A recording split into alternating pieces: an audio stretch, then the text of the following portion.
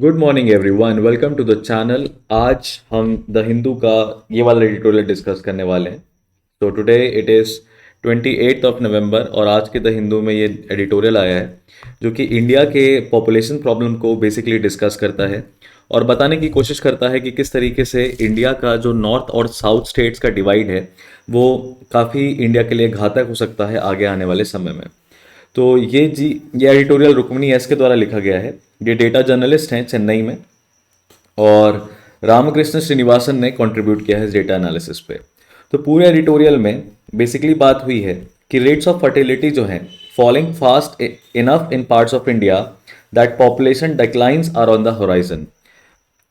Population declines और on the horizon, इसमें अब हमें मेन बातें क्या करनी है। तो आप इस पहले स्टेटमेंट से देख सकते हो दोस्तों कि इंडिया का प्रॉब्लम क्या है। पॉपुलेशन अगर कम होती है, पॉपुलेशन अगर डिक्लाइन होती है तो इसका मतलब है कि वर्क फोर्स अवेलेबिलिटी कम हो जाएगी हमारे पास। और पॉपुलेशन अगर बढ़ती है तो इसका मतलब है कि हमारे पास अवेलेबल रिसोर्सेज पे प्रेशर है। और इंडिया को कहा जा रहा है कि ये दुनिया की सबसे बड़ी पॉपुलस कंट्री बन जाएगी 2023 तक। चाइना को भी हम सरपास कर लेंगे जो करंट हमारे पॉपुलेशन ट्रेंड चल रहे हैं। तो अगर पॉपुलेशन डिक्लाइन होती है तो लो वर्कफोर्स है, इसका मतलब वर्कफोर्स का प्रॉब्लम तो हमारा सॉल्व हो जाएगा, लेकिन पॉपुलेशन इंक्रीज होने से हमारे जो रिसोर्सेज पे प्रेशर आएगा उसका क्या होगा। अब इसको ही हमें ऐसे चेक करना है कि जो इंडिया की यूनिक पॉपुलेशन प्रॉब्लम है इसमें इंडिया क्या कर सकता है। तो इस editorial analysis on D population में हम आज डिस्कस करने वाले हैं क्या है ग्लोबल डिबेट डी पॉपुलेशन में, क्या है रिप्लेसमेंट रेशियो का महत्व, क्या है वर्ल्ड पॉपुलेशन प्रोस्पेक्ट में कहा गया यूनाइटेड नेशंस द्वारा, इंडिया के प्रॉब्लम्स क्या हैं एजिंग पॉपुलेशन के, तीन ग्रेट चैलेंजेस और नॉर्थ साउथ डिवाइड। तो इन पैरामीटर्स पे हम आज के एडिटोरियल को खत्म करने का समझने का कोशिश करेंगे। This was Harshvardhan Tripathi. So I hope you got the entire idea of the editorial. Now moving further ahead, the problem is that India 1.7 billion population हो जाएगा 2063 तक और वर्ल्ड पॉपुलेशन जो है वो 2086 तक बढ़ती रहेगी। आप यहां पे देख सकते हैं कि क्या है ग्लोबल ट्रेंड पॉपुलेशन इंक्रीज का। 1 बिलियन 1804 में 1 बिलियन थी और लगभग 200 सालों में 220 सालों में हम 8 बिलियन हो गए हैं। तो ये जो पॉपुलेशन लगातार ट्रेंड हो रही है इससे कुछ कंट्रीज को तो फायदा है पर कुछ कंट्रीज को नुकसान भी है। जो पॉपुलेशन प्रोस्पेक्ट आया यूनाइटेड नेशंस का, यहाँ पे आप देख सकते हैं वही सेम बात कही गई कि 1990 में 5.3 बिलियन समथिंग थे और वहीं 2100 तक हम 11.2 बिलियन हो जाएंगे। यानी कि 2022 में 8 बिलियन है, 2050 में 9.8 बिलियन हो जाएंगे, 2100 तक 11.2 बिलियन हो जाएंगे। तो इतनी जगह नहीं है हमारे वर्ल्ड में, हमारी दुनिया में, हमारे गोले में रहने की। तो अब हम देख लेते हैं कि इंडिया के पास क्या पॉपुलेशन का प्रॉब्लम है। तो इंडिया जो है, जो वर्ल्ड जो है वो 8 बिलियन पॉपुलेशन टच कर गया अक्टूबर 2022 में।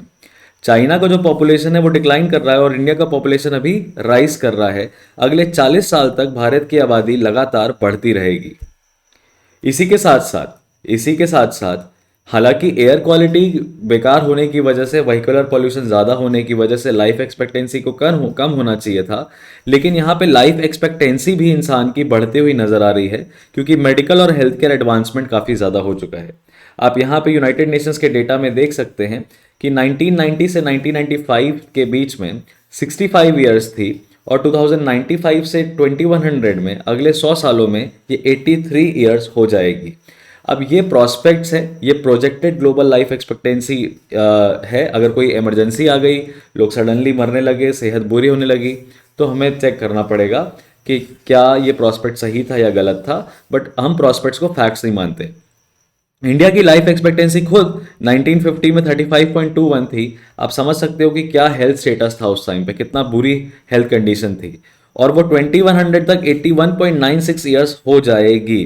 तो लाइफ एक्सपेक्टेंसी का बढ़ना अच्छी बात है, it's a good sign. It's a good sign that आपका हेल्थ इंडिकेटर जो है वो सही चल रहा है, आपकी हेल्थ सर्विसेज बढ़िया हैं। लेकिन अगर ये इंक्रीजिंग पॉपुलेशन के साथ हुआ, अगर ये पॉपुलेशन इंक्रीज के साथ हुआ तो यहाँ पे दोस्तों हमारे लिए तकलीफ की बात है। इसीलिए इंडिया को अभी करंटली अपनी लाइफ एक्सपेक्टेंसी 70.19 जो है कहीं कहीं पे आप डेटा 69.71 ईयर्स का भी देखोगे। ये जो वेरिएशन है इसी में इंडिया चल रहा है 2022 में। तो ये आप समझ गए कि किस तरीके से चीज़ें इंटर रिलेटेड हैं। अभी इंडिया को क्यों ऑथर कह रहा है कि इंडिया को स्टेप इन करने की ज़रूरत है। इंडिया को स्टेप इन करने की इस वजह से ज़रूरत है क्योंकि हमारे यहाँ पे ये सारी दिक्कतें हैं जिसको हम एड्रेस नहीं करते। क्या? महिला और पुरुष equitable sharing of house hold work नहीं है, बराबरी से काम नहीं करते, और ये कोविड के दौरान सबसे ज़्यादा देखा गया। Subsidised child health care facilities भी अवेलेबल नहीं है, और महिला को अपने जॉब या अपने करियर, मतलब फैमिली या करियर में, जॉब या करियर फैमिली में किसी एक को चुनना पड़ता है। तो ये प्रॉब्लम है हमारे यहाँ पे, फीमेल वर्कफोर्स की कमी देखी जाती है। इमिग्रेशन में बैरियर्स हैं, इमिग्रेशन में बैरियर्स लगा रखे हैं। पहले तो इमिग्रेशन में बैरियर्स कंट्री स्पेसिफिक हैं, जैसे कि अभी यूके ने डिसाइड किया है, ऋषि सुनाक के द्वारा यूके ने डिसाइड किया है कि वो एजुकेशन में बैरियर लगाएंगे बिकॉज पॉपुलेशन काफ़ी ज़्यादा बढ़ रही है, इमिग्रेशन से प्रॉब्लम्स भी हैं। तो इमिग्रेशन की अपनी यूनिक प्रॉब्लम्स हैं एक कंट्री को, और हमारे यहाँ पे इंडिया में स्टेट टू स्टेट इमिग्रेशन का भी प्रॉब्लम है। बहुत ही कम ऐसा होता होगा कि कोई भी दिल्ली में रहने वाला व्यक्ति या नॉर्थ जम्मू कश्मीर में रहने वाला व्यक्ति वो दिल्ली आए काम करने, या दिल्ली में रहने वाला व्यक्ति चेन्नई जाए काम करने के लिए। बहुत कम ऐसा होता है कि गुजरात का व्यक्ति नॉर्थ ईस्ट जाए या नॉर्थ ईस्ट का व्यक्ति गुजरात जाए। तो स्टेट टू स्टेट माइग्रेशन की भी प्रॉब्लम है, और इससे अल्टीमेटली क्या हो रहा है, इससे ये हो रहा है कि वर्किंग एज पॉपुलेशन जो है भारत में वो एड्रेस नहीं कर पा रही है रिक्वायरमेंट्स को। और पूरी दुनिया में क्या प्रॉब्लम हो रही है, पूरी दुनिया में प्रॉब्लम ये हो रही है कि वर्किंग एज पॉपुलेशन के लोग उन कंट्रीज में काम पहुंच नहीं पा रहे काम करने के लिए जिनमें पॉपुलेशन डिक्लाइन देखा जा रहा है। तो ये समझने वाली बात है कि ये इसलिए इंडिया को स्टेप इन करने की ज़रूरत है। टोटल फर्टिलिटी रेट की अगर भारत की बात करें तो भारत का टोटल फर्टिलिटी रेट पहले 2.2 था और अभी 2 हो गया है। आप सोच रहे होंगे कि 2 तो होना सही है, हम दो हमारे दो। देखिए, एक कंसेप्ट आता है एक इंडिया में, मतलब उसमें फर्टिलिटी रेट में ही एक कंसेप्ट आता है रिप्लेसमेंट रेशियो का। रिप्लेसमेंट रेशियो क्या होता है? रिप्लेसमेंट रेशियो ये कहता है कि अगर टोटल फर्टिलिटी रेट, यानी कि एक महिला जिंदगी में अपने जीवन काल में अगर वैलिड एज की है तो अगर 2 से ज़्यादा बच्चों को जन्म देती है, यानी 2.1 का एवरेज आ रहा है फर्टिलिटी रेट में, चिल्ड्रन पर वुमेन, उसको हम कहते हैं रिप्लेसमेंट लेवल फर्टिलिटी। 2.1 मेंटेन होना बहुत ज़रूरी है, और अगर 2.1 के नीचे कोई भी आपका फर्टिलिटी रेट है तो ये इंडिकेट करता है कि generation is not producing enough children to replace itself. ठीक है, eventually leading to an outright reduction in population, eventually leading to an outright reduction in population. तो आपको रिप्लेसमेंट लेवल बनाना है तो 2.1 टच करना है, और इंडिया 2.1 पे अभी नहीं है, इंडिया 2 पे है। ठीक है, तो why is fertility in India decreasing? इसका एक कारण ये हो सकता है कि इकोनॉमिक प्रॉस्पेक्ट्स लोगों के बढ़ रहे हैं, इनकम बढ़ रही है, तो उसमें सूझबूझ, समझदारी, family planning, decision making, access to education सब कुछ बढ़ रहा है। दूसरा ये है कि फीमेल्स जो हैं वहाँ पे वो हेल्थ और एजुकेशन का एक्सेस ठीक ठाक पा रही हैं कुछ जगहों पे, तो हमारा जो फर्टिलिटी का रेट है वो डिक्रीज हो रहा है। और कुछ स्टेट्स इंडिया के ऐसे हैं जिन्होंने रिप्लेसमेंट रेशियो टच कर लिया है, whereas there are some areas who haven't, and this is the cause of concern. India में जो fertility rate, total fertility rate का जो वेरिएशन है वो काफ़ी ज़्यादा स्टेट टू स्टेट वेरी कर रहा है। अब वहीं पे हमने स्टेट वाइज फर्टिलिटी की बात करें तो आप देख सकते हैं यहाँ पे ब्लू लाइन और ऑरेंज और डार्क रेड कह सकते हैं, आपको देखने को मिलेगा कि वेस्ट बंगाल से लेके महाराष्ट्र तक का जो फर्टिलिटी रेट है वो 1.6 से 1.8 है, यानी कि ये तो रिप्लेसमेंट रेशियो को टच भी नहीं कर रहा है। जम्मू एंड कश्मीर, कर्नाटका का समवेयर अराउंड दिस आपको दिखाई देगा, वेराज उड़ीसा का आपको एग्जैक्ट रिप्लेसमेंट रेशियो टच करता हुआ दिखाई देगा। और यहाँ पे आप देखेंगे कि बिहार में फर्टिलिटी रेट बहुत ज़्यादा है, मध्य प्रदेश में और यूपी में और राजस्थान में और झारखंड में, इन सभी स्टेट्स को हम क्लब कर सकते हैं एक साथ, जहाँ पे access to health care, contraceptive, family planning जैसी चीज़ें नहीं है। तो ये जो स्टेट वाइज डिफरेंस है फर्टिलिटी का, इससे बहुत बड़ी प्रॉब्लम होती है। नेशनल फैमिली हेल्थ सर्वे 5 ने प्रेडिक्ट किया था कि इंडिया का अर्बन फर्टिलिटी रेट जो है 2019-2021 में 1.6 रहेगा। साउथ स्टेट्स में आप देख सकते हो, जैसा कि मैंने आपको बताया, तमिलनाडु हो गया, केरला हो गया, महाराष्ट्र हो गया, इन सब में आपको पॉपुलेशन डिक्लाइन देखने को मिलेगा।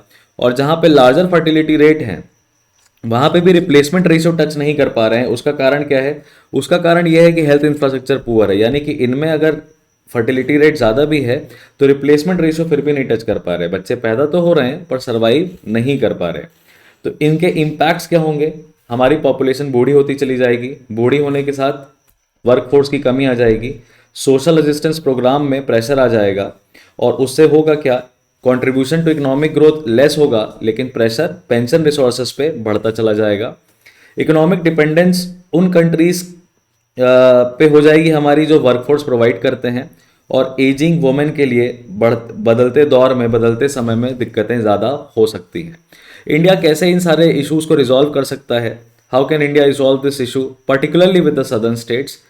इंडिया कोशिश कर सकता है कि स्टेट माइग्रेशन बढ़े और कुछ ऐसी इकोनॉमिक अपॉर्चुनिटीज क्रिएट की जाएं सदर्न स्टेट्स में जो कि एम्प्लॉयमेंट को जनरेट कर सकें। एंटी फेमिनिज्म और एथनिक सुपीरियोरिटी जैसे कंसेप्ट्स को स्टेट्स को अवॉइड करना चाहिए, एक होलिस्टिक अप्रोच लेनी चाहिए। तो बिहेवियर ऑफ स्टेट्स में बदलाव आने की ज़रूरत है। इसके जीते जाते एग्जाम्पल हैं तमिलनाडु और बिहार, जहां पे हमेशा माइग्रेशन कम होता है इन दोनों फैक्टर्स के कारण। फर्दर ऑथर ने कहा कि फ्यूचर कहाँ लाई करता है, तो ऑथर ने कहा कि जो वर्किंग एज पॉपुलेशन है वो नॉर्थवर्ड शिफ्ट करेगी क्योंकि वहां पे वर्कफोर्स ज़्यादा होगा। केरला और तमिलनाडु डिक्लाइन फेस कर रहे हैं इमिग्रेशन रेट्स में, जबकि वो ऑपोजिट क्लेम करते हैं। तो इसका मतलब ये है कि केरला और तमिलनाडु का वर्कफोर्स भी नॉर्थ साइड मूव करेगा। लेकिन एक डिफरेंस है, यहाँ पे केरला और तमिलनाडु में स्किल्ड वर्कफोर्स है। और स्किल्ड वर्कफोर्स क्यों है? क्योंकि लिटरेसी रेट काफ़ी अच्छे हैं। ठीक है, people from these states are moving northwards in search of livelihood. States like Karnataka और न्यू दिल्ली के माइग्रेशन में बढ़ोतरी है, माइग्रेशन हो रहा है और उनको पॉपुलेशन डिक्लाइन की समस्या से डील नहीं करना पड़ेगा।